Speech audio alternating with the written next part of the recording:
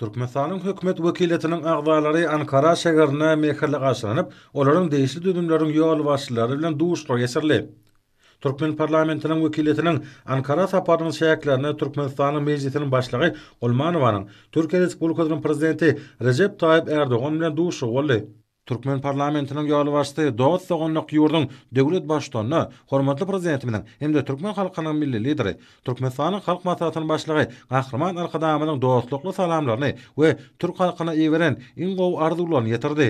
Şeýlede Türkmenistanyň hemişerik beýtaraplarynyň şany 30 ýyllygy hem-de halkara parahatçylyk we anlaşmak ýyly münasibetli şu ýylyň dekabr aýyna Aşgabat şäherine döwlet başçylarynyň we halkara guramalaryň ýol başçylarynyň gatnaşmaklaryna ýokary derejede geçiriljek baýramçyk çäresine halkara forumuna gatnaşmak üçin türkmen halkynyň milli lideri, Türkmenistanyň halk maslahatynyň başlygy Gahrman Alkadamynyň adyndan çakylyk hatyny goşurdy.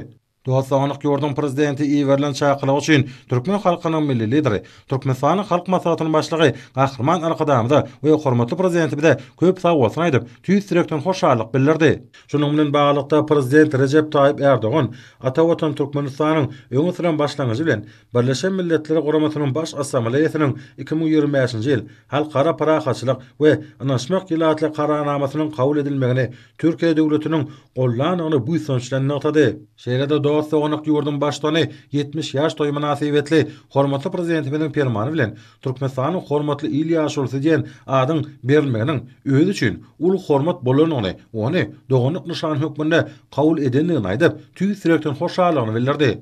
Duşun şäherlerine Türkmen TV gazynyň swap usuly arkaly Iranyň üstü bilen Türkiýe iýerilmegine degişli alalaşan gazanynyň bellenip geçildi. Mundan başga da Dowud Sogonlyk ýurdun başçylygy Türkmenistanyň hemişerik beýtaraplaryna uly hormat sarpa goýanyny bellemek bilen Türkmenistanyň türki döwletleriniň guramasyna agza bolmagyna garaşýanyny notady. Dostlukly we oňun ýagdaýda geçen duşuň ahyryna Türkiýe Respublikasynyň prezidenti Recep Tayyip Erdogan Türkmenistanyň mejlisiniň başlygy Gulmanowadan, hormatly prezidentimiň we türkmen halkynyň milli lideri Gahrman Alkadamda doganyk salamyny, hoşnutly sözlerini hem-de Türkmenistana we onuň halkyna awadançylyk, rowaçlyk hem-de güllä we şwaradaky arzularyny ýetirmegini haýyş etdi. Doğasanlyk we hyrmatdaş ýurda iş tapanyň şäherlerine Türkmenistanyň mejlisiniň başlygynyň ýol başlygyna Türkmen wekilletiniň Türkiýe Respublikasynyň Beýik Millet Mejlisiniň başlygy Numan Kurtulmuş bilen ikçek we giňişleýän düdümdäki duşlar geçirli.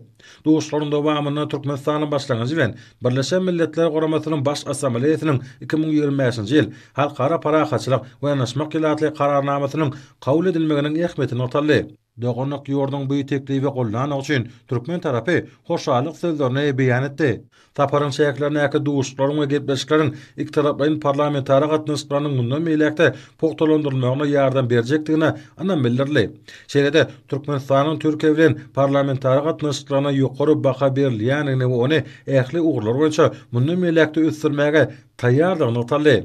Şeýlede gepleşiklaryň dowamyna Türkiýe Respublikasynyň Beýik Millet Mejlisiniň başlygy Türkmenistanyň mejlisine Türkiýe döwletleriň parlament assambleýasyna agza bolmagy teklip etdi. Türkiýe Respublikasynyň Beýik Millet Mejlisiniň başlygy hormatly prezidentimiň we Gahrman Alkadamyna tüýs direkden uly hormat goýanyny beýan edip, dostlukly salamyny hem-de türkmen halkyna güllä we şwaradaky arzularyny ýetirmegi haýyş etdi.